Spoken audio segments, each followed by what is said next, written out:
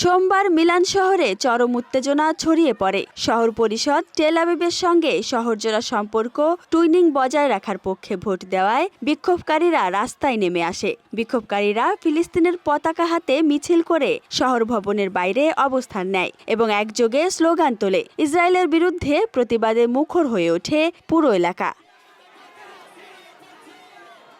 শুধু বাইরে নয়, পরিষদের কক্ষের ভেতরেও তীব্র প্রতিক্রিয়া দেখা যায়। ভোটের ফল ঘোষণা হতেই উপস্থিত অনেকেই চিৎকার করে লজ্জা বলে স্লোগান দেন। এই প্রস্তাবটি এসেছিল গ্রিন পার্টির পক্ষ থেকে, যা সমর্থন করেছিল কেন্দ্র বামপন্থী পার্টিত ডেমোক্রাতিকো বা পিডি দলের একাংশ।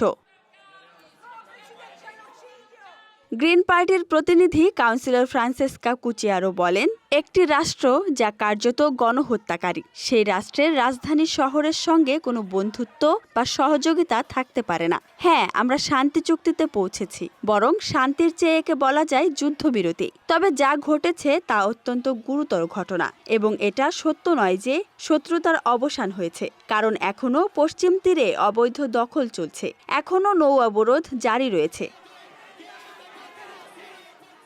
ভোটের ফলাফলে দেখা যায় ২১ জন প্রস্তাবের বিপক্ষে ভোট দেন, ৯ জন পক্ষে আর ৬ জন বিরত থাকেন। বিরত থাকা ৬ জনই ছিলেন পিডি দলের কাউন্সিলর। ভোটের পর পরিস্থিতি এতটাই উত্তপ্ত হয় যে অধিবেশন স্থগিত ঘোষণা করতে বাধ্য হয় কর্তৃপক্ষ। এই ঘটনাটি ঘটে এমন একদিনে যখন ইসরায়েলি কর্তৃপক্ষ ঘোষণা দেয় তারা ১৯০০ ফিলিস্তিনি বন্দীকে মুক্তি দেবে। অন্যদিকে হামাস জানায় তারা বিনিময়ে ২০ জন ইসরায়েলি জিম্মিকে ছেড়ে দিয়েছে। চলমান যুদ্ধবিরতির এটি এখন পর্যন্ত সবচেয়ে গুরুত্বপূর্ণ ধাপ বলে মনে করা হচ্ছে।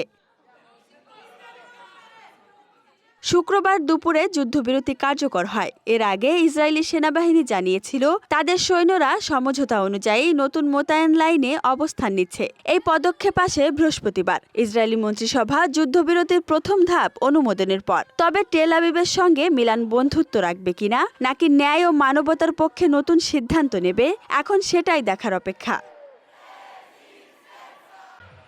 Desk report, Dhaka express.